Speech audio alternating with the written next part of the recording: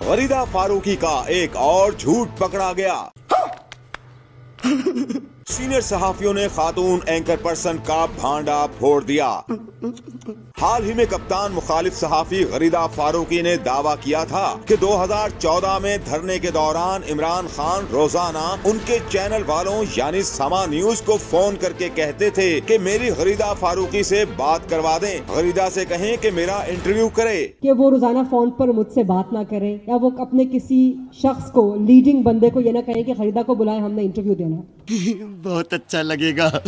खातून सहाफी के इस दावे का वायरल होना था कि सीनियर मीडिया पर्सन मैदान में आ गए। समा न्यूज के साबिक सरबराह नवीद सिद्दीकी बोले वो 2014 में समा को हेड कर रहे थे और एक बार भी ऐसा कुछ नहीं हुआ।